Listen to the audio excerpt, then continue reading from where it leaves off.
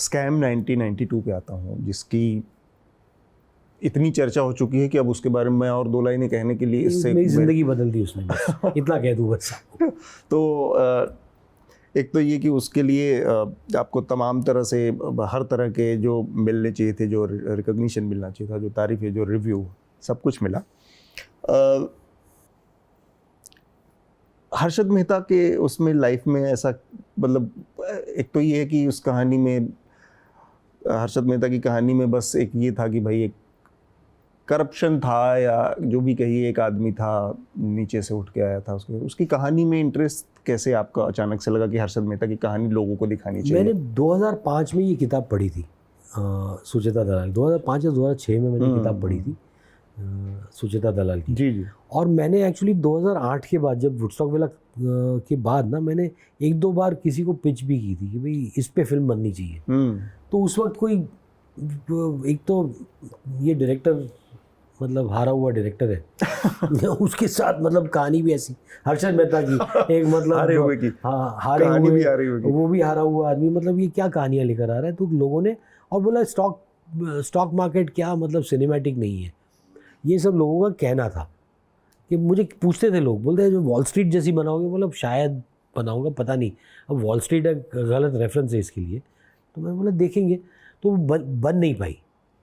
ये 2017 में मैं जब सिमरन रिलीज़ हो चुकी थी, तो मुझे समीर नायर ने मीटिंग के लिए बुलाया था। वो तभी अपलॉज शुरू हुआ था, कुछ महीने पहले शुरू हुआ था। तो मुझे मीटिंग के लिए बुलाया और समीर ने मुझे कहा कि भाई मैं तुम्हारे साथ करना चाहता हूँ, कि हमारे पास इतने इतने फॉर्मेट्स है, ये है तो, और ये किताब है। मैं बुक देखी, बोला अरे ये किताब है, ये तो मैं ही करूँगा। 2008 से करता आ रहा हूँ पिच में, कि ये तो मैं करूँगा। ये किताब मैं पढ़ चुका हूँ, मतलब पढ़ नहीं चुका हूँ, पी चुका हूँ उस किताब को मैं। तो ये किताब तो ये मैं ही करूँगा।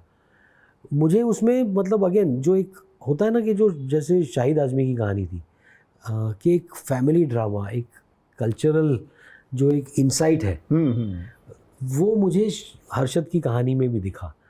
कि गुजराती फैमिली के डायनामिक्स को दिखाना, और उसके ज़रिए आप मतलब वो स्कैम की कहानी कह रहे हो, कि वो जो डायनामिक्स जो है ना, कि उसके बिना, देखिए पर्सनल स्टोरी के बिना कोई भी बड़ी कहानी कुछ नहीं होती है। कि अगर मैं महात्मा गांधी की भी कहानी कहूँगा, जो मैं करने जा रहा हूँ, तो अगर मैं करूँगा तो उसमें मैं एक पर्सनल कहानी ढूंढूंगा, एक कल्चरल बैकड्रॉप ढूंढूंगा, कि वो फैमिली का स्ट्रक्चर क्या था, उनके इक्वेशन क्या थे, बातचीत कैसे करते हैं।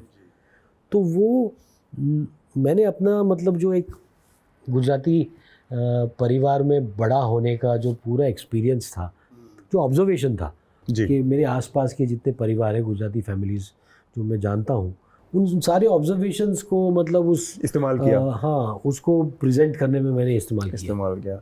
एक चीज़ दिखी कि भाई एक कहानी थी जिसमें एक ऐसा आदमी सेंट्रल कैरेक्टर था जो कि पूरे देश की निगाह में एक तरह से खलनायक था, विलेन था, कि उसने करप्शन किया, घोटाला किया।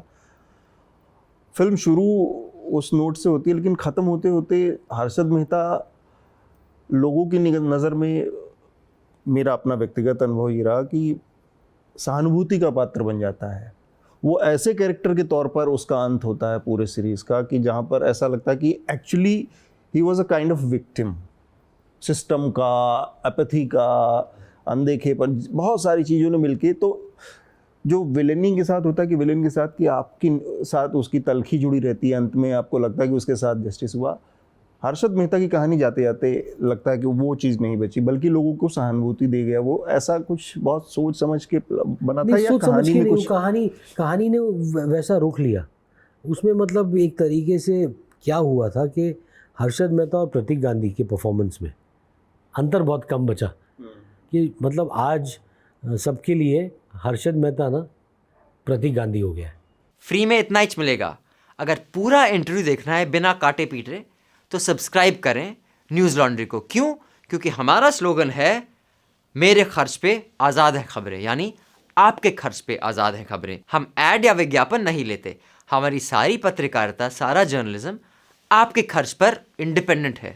तो पूरा इंटरव्यू देखने के लिए सब्सक्राइब करें, लिंक पर क्लिक करें और अपने दोस्तों को भी बताएं।